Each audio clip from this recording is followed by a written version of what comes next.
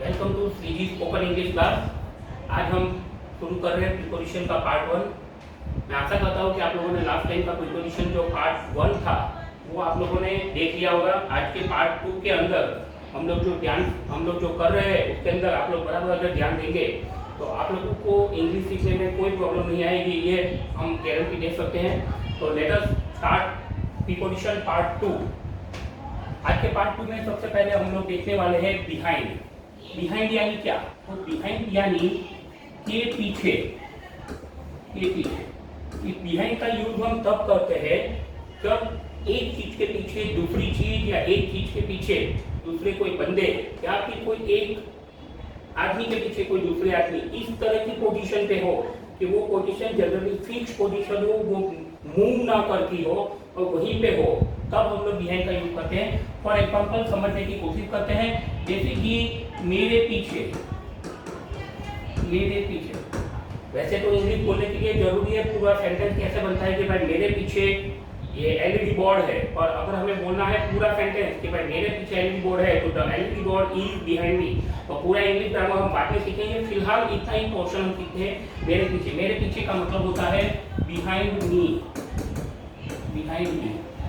अब मेरे पीछे ये जो बोर्ड है वो ऐसी पोजीशन पे है कि वो मूव नहीं कर रहा है, एक ही जगह पे फिक्स है, इसलिए हम इसको बिहाइंड के यूज से हम बोल सकते हैं। अब आगे बढ़ते हैं, जैसे कि मैं बताऊं, जैसे कि मेरा घर मंदिर के पीछे है, मैं यहाँ पे डाल दूंगा मंदिर के पीछे।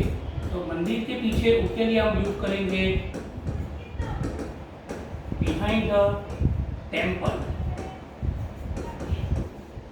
इस तरह से ये सेंटेंस बनता है कि भाई घर जो है जो मंदिर के पीछे है वो फिक्स है, मूव नहीं कर रहा है, इसलिए हम लोग मंदिर के पीछे बोलने के लिए बिहाइंड का यूज कर रहे हैं।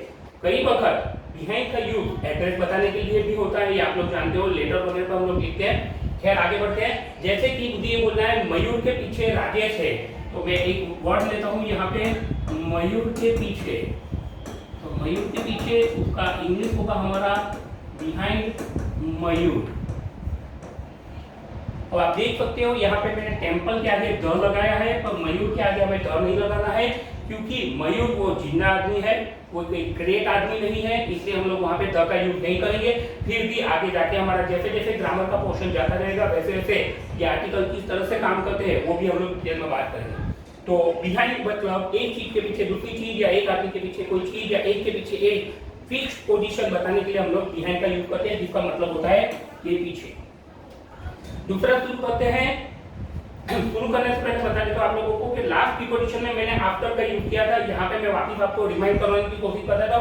आफ्टर का मतलब भी कई बार हम लोग के पीछे लेते हैं। आफ्टर का मतलब भी के पीछे, वैसे तो आफ्टर यानी के बाद में होता है, आफ्टर यानी के बाद में होता है, लेकिन यहाँ पे मैं के पीछे क्यों ले रहा हूँ?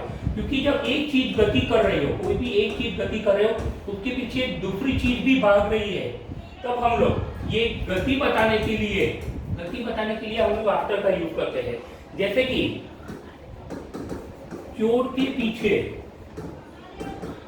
पीछे पुलिस, मुझे ऐसी चीज लिखनी है, तो चोर भाग रहा है, उसके पीछे पुलिस भाग रही है, इसलिए ये चीज बताने के लिए हम लोग आफ्टर का यूज करेंगे। तो चोर के पीछे यानी हम लिखेंगे आफ्टर द थीफ।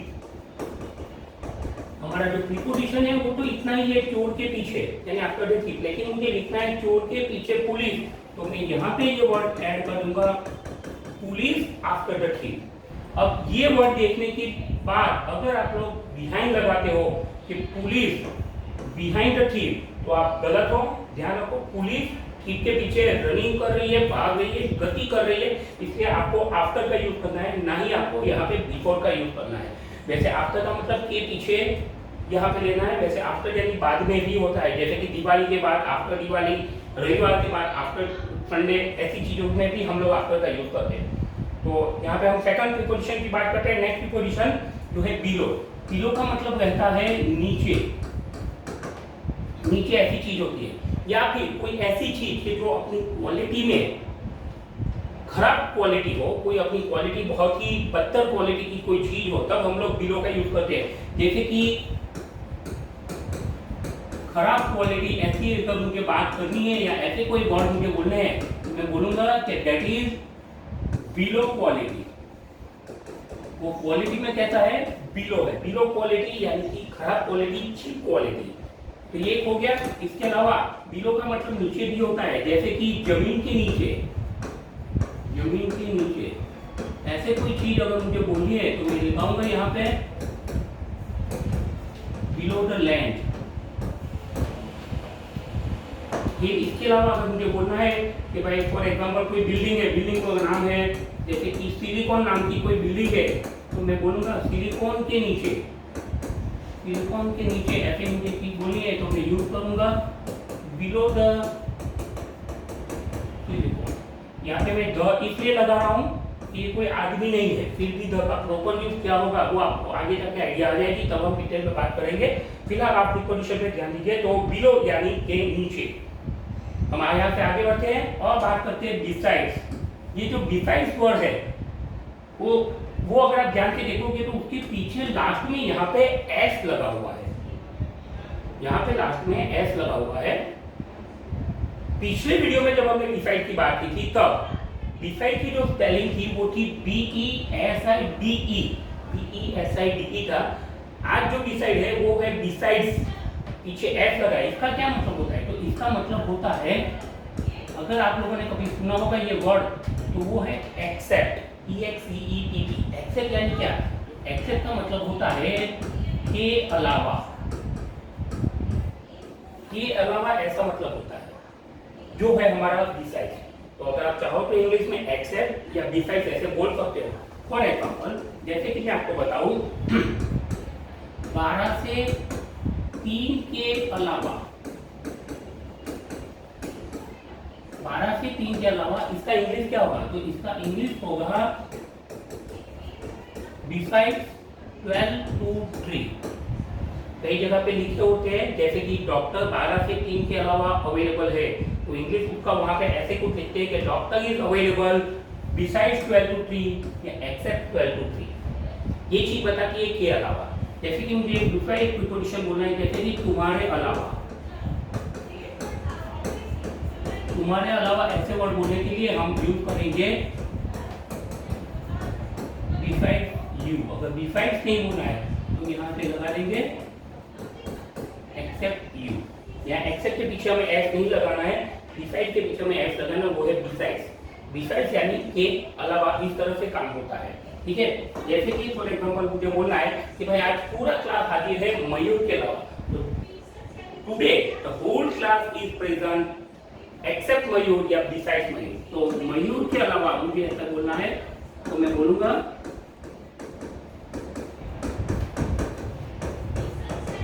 बिसाइड्स मयूर, यानी मयूर के अलावा, या फिर मैं यहाँ पे लगा दूंगा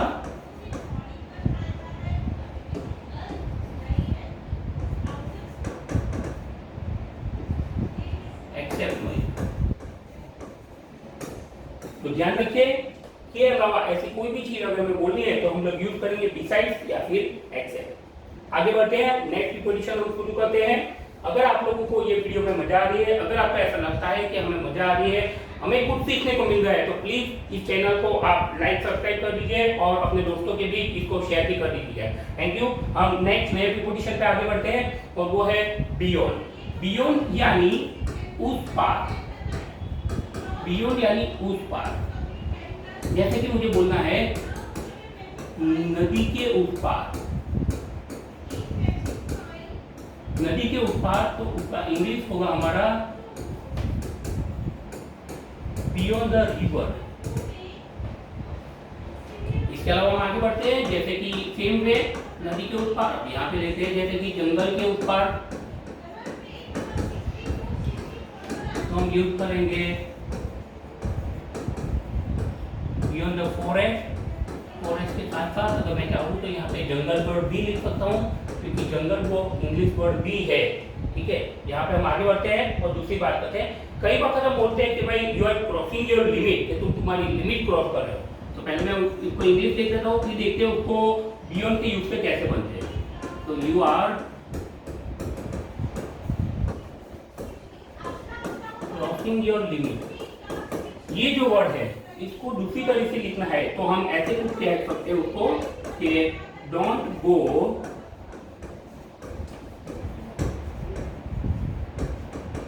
beyond your limit.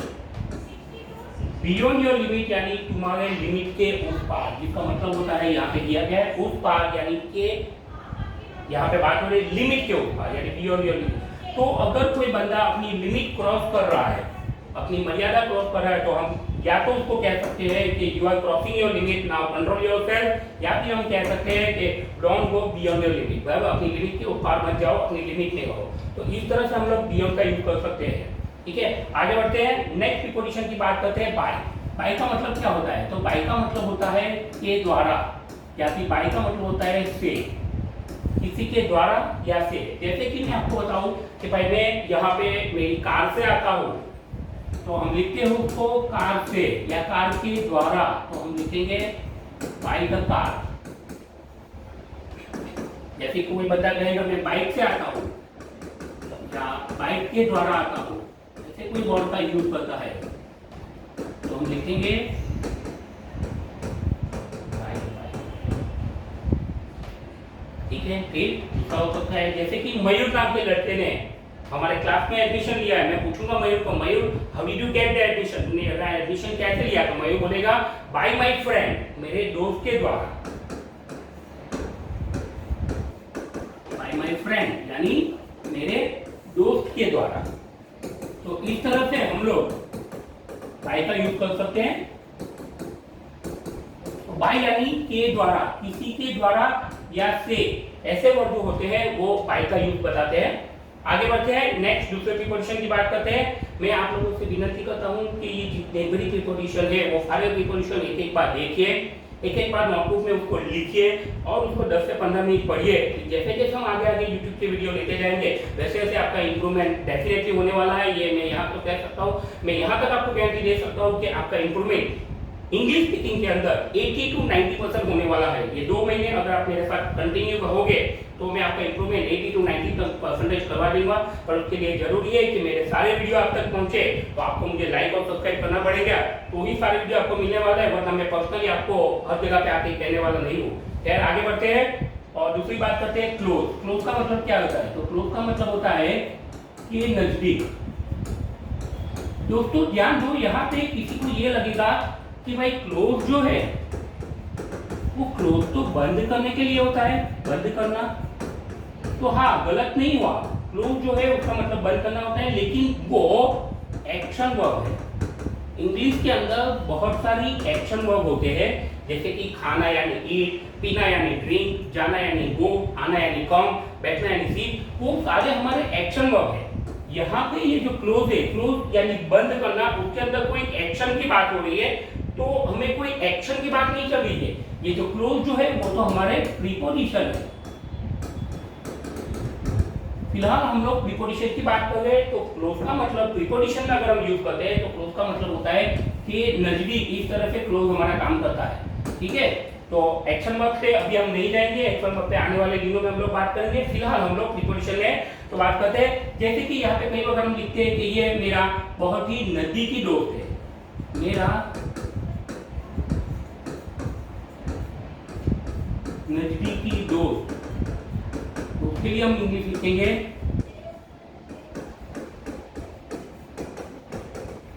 My close friend. कई बार आप लोगों ने देखा होता है कि हम बोलते हैं कि भाई ये मेरे करीबी रिश्तेदार है,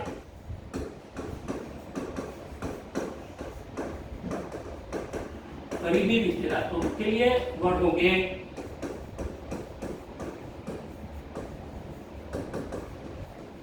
क्लोज रिलेटिव। तो इस तरह से हम लोग क्लोज का यूज करते हैं, क्लोज यानी करीबी या क्लोज यानी नजदीकी, इस तरह से हम लोग लेंगे। आगे बढ़ते और दूसरे वर्ड पे जाते हैं, दूसरे प्रीपोजिशन पे आ जाते हैं, और वो प्रीपोजिशन है हमारा ड्यूरिंग। ड्यूरिंग का मतलब होता है के दौरान, के दौरान। जैसे कि मुझे बोलना है भाई दिवाली के दौरान, ऐसे कोई चीजों का मुझे यूज करना है, दिवाली के दौरान, तो यूज करूंगा इसमें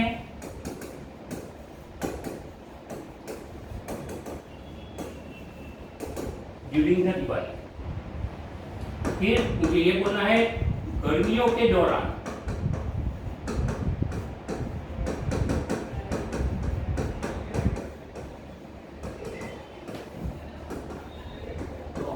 करते हैं यहाँ पे ड्यूरिंग द समर, गर्मियों के दौरान। तो ये दौरान हो गया। कोई मुझे ये बोलेगा कि सर कभी हमारे घर आइए, क्या है कैसे, तो मैं क्या बोलूँगा, ठीक है मैं जनवरी के दौरान तुम्हारे घर आऊँगा, जनवरी में, ठीक है। तो उसके लिए हम लोग क्या यूज कर सकते हैं, तो जनवरी के दौरान तो वो होगा ड्यूरिंग द, तो इस तरह से हम लोग ड्यूरिंग का यूज करते हैं। यहाँ पे आप ध्यान दीजिए ड्यूरिंग किस तरह से काम करता है।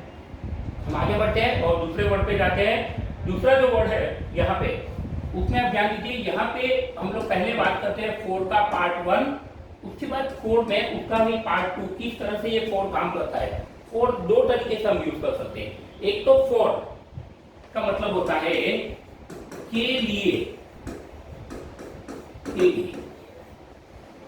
जैसे कि कोई गिफ्ट मैं किसी को दे रहा हूं तो मैं कहूंगा ये तेरे लिए है, ये तेरे लिए, तो उसका इंग्लिश कैसे होगा, तेरे लिए, तो होगा फॉर यू। जैसे कि तुम्हारे पेरेंट्स के लिए, तुम्हारे माता पिता के लिए, ऐसा मुझे कुछ बोलना है, तुम्हारे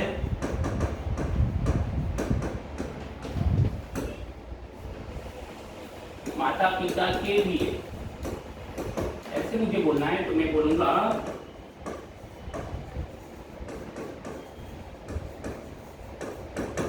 फॉर योर पेरेंट्स। तो ये हो गया किसी के लिए, यानी फोर का यूज होता है। अब यहाँ पे बात करते हैं फोर का दूसरा यूज। फोर का दूसरा यूज होता है टाइम शो करने के लिए, समय बताने के लिए। और समय जो रहता है वो दो टाइप का रहता है। एक ऐसा समय होता है जो फिक्स टाइम होता है, जो श्योर होता है। दूसरा ऐसा समय होता है जो फिक्स नहीं होता है, हम अंदाजित बोलते हैं। तो अंदाजित टाइम के लिए अगर हमें बात करनी है, कोई भी अंदाजित टाइम के लिए बात करनी है, तो हम लोग फोर का यूज करेंगे। और फिक्स टाइम के लिए अगर हमें बात करनी है तो हम लोग सिंस का प्रयोग करेंगे। तो ये दोनों चीजें हम लोग टाइम बताने के लिए यूज करते हैं। अब किस तरह से ये दोनों चीजें काम करती है, एक है फॉर और एक है सिंस, ये दोनों प्रीपोजिशन किस तरह से काम करते हैं बात करते हैं। दोनों साथ में सीखना जरूरी है, तो ही वो क्लैरिफिकेशन मिलेगा। जैसे कि समझते हैं, मुझे बोलना है 2 दिनों से, ये मैंने एक अंदाजी बोला 2 दिनों से। लेकिन अगर मैं ये बोलूं कि फॉर एग्जाम्पल सोमवार से, तो ये दो चीज आप लोग हिंदी में समझ सकते हो कि अगर मैं आपको ये कहूँ कि भाई मैं सोमवार से बीमार हूँ, या फिर अगर मैं आपको ये कहूँ कि मैं 2 दिनों से बीमार हूँ, तो इन दिनों में, ये दोनों चीजों में मैंने एक अंदाजित समय बताया है आपको कि मैं 2 दिनों से बीमार हूँ। तो आप लोगों को गिनना पड़ेगा कि 2 दिन यानी जैसे कि आज रविवार हुआ, तो 2 दिन यानी शायद हो सकता है सर शुक्रवार या गुरुवार से बीमार हो, तो वो एक अंदाजित टाइम है। लेकिन यहाँ पे मैंने फिक्स बोल दिया कि मैं सोमवार से बीमार हूँ, तो वो हमारा फिक्स हो गया, उसमें कोई चीजों की गिनने की जरूरत नहीं है। तो इसको इंग्लिश लिखने के लिए हम क्या बात करते हैं, तो 2 दिनों से यानी हम बोलेंगे फॉर 2 डेज। इन सोमवार से ऐसा बोलना है तो यहाँ पे होगा सिंस मंडे। इस तरह से ये प्रीपोजिशन काम करता है। आगे बढ़ते हैं। जैसे कि मुझे ये बोलना है कि 4 सालों से,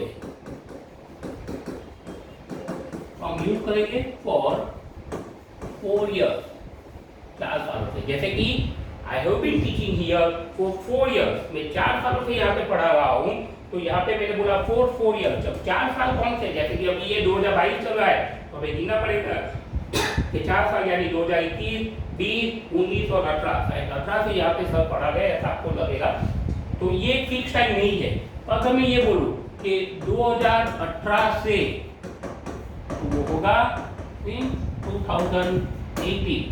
तो ये जो भी टाइम है, उस टाइम के अंदर आप ध्यान से देखो तो हर एक तरीके से लगा हुआ है और टाइम दिया हुआ है। तो टाइम 2 तरह के होते हैं, एक अंदाजी टाइम होता है, एक फिक्स टाइम होता है। तो अंदाजी टाइम हम लोग इस तरह से बात करते हैं। आगे बढ़ते हैं नेक्स्ट हमारे नए प्रीपोजिशन पे, और वो है हमारा इन और इनटू। इन यानी क्या, तो इन यानी के अंदर, अंदर, या फिर दूसरा मतलब होता है में या के अंदर ऐसी कोई बात होती है। जैसे कि मैं बोलूंगा घर में, तो होगा इन द हाउस। कोई चीज है मेरे हाथों में, तो मैं बोलूंगा मेरे हाथों में होगा, इन माई हैंड। जैसे कि मुझे यहाँ पे बोलना है तुम्हारी जेब में, ऐसी कोई चीज मुझे बोलनी है तो मैं बोलूंगा इन योर पॉकेट। तो ये चीज बताती है इन यानी क्या, जो चीज अंदर होती है, जो भी चीज अंदर होती है उसके लिए हम लोग इन का प्रयोग करते हैं, जो अंदर होती है उसके लिए। इनटू क्या है, तो इनटू चीज ऐसी है कि जो चीज अंदर जाने की या आने की गति कर रही है, जो चीज अंदर जाने की या फिर जो चीज अंदर आने की क्रिया कर रही है, उसके लिए हम लोग इनटू का प्रयोग करते हैं। वो अंदर जा रही है या आ रही है, इसको स्पेशली हम लोग यूज करते हैं हमेशा प्रेजेंट कंटिन्यूस टेंस के साथ। जो भी हमारा प्रेजेंट कंटिन्यूस टेंस होता है उसी के साथ इसका यूज होता है। प्रेजेंट कंटिन्यूस टेंस क्या है उसके बारे में हम लोग आगे बात करेंगे। फिलहाल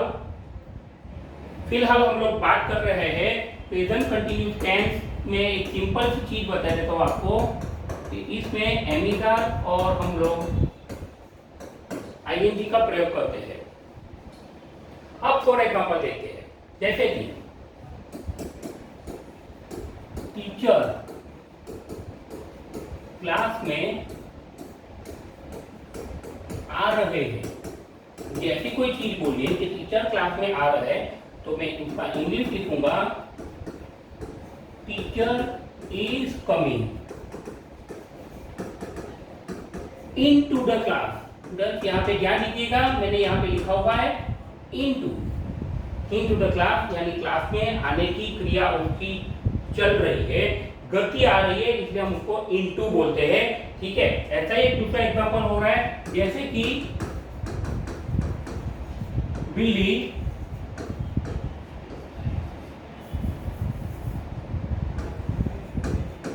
घर में जा रही है, मुझे ऐसी कोई चीज बोलनी है तो मैं बोलूंगा that is going into the house.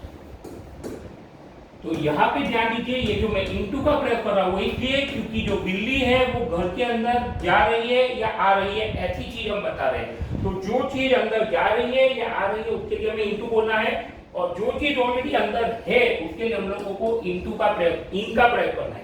तो इनटू यानी अंदर जाने आने की क्रिया, और जो ऑलरेडी अंदर है वो है इन। जैसे कि मैं अभी क्लास में हूँ तो I M in the class, लेकिन मैं सवेरे 7 बजे क्लास में आता हूँ या मैं सवेरे 7 बजे क्लास में एंट्री लेता हूँ, तो I am taking the entry into the class at 7 AM in the morning. तो इस तरह से इन और इनटू का प्रयोग होता है। तो स्टूडेंट्स, यहाँ पे हमारा ये लास्ट प्रीपोजिशन है, यहाँ पे मैं स्टॉप करता हूँ। नेक्स्ट आने वाले वीडियो में आप लोग सतर्क रहिएगा, मुझे लाइक और सब्सक्राइब कर दीजिएगा ताकि आने वाला वीडियो आपको पर्सनली मिल जाए। और नेक्स्ट आने वाले प्रीपोजिशन बहुत ही काम के प्रीपोजिशन है, मैं आशा रखता हूँ कि वो प्रीपोजिशन सीखने के बाद आप लोगों का इंग्लिश बढ़िया हो जाएगा। मिलते हैं, गुड बाय, थैंक यू।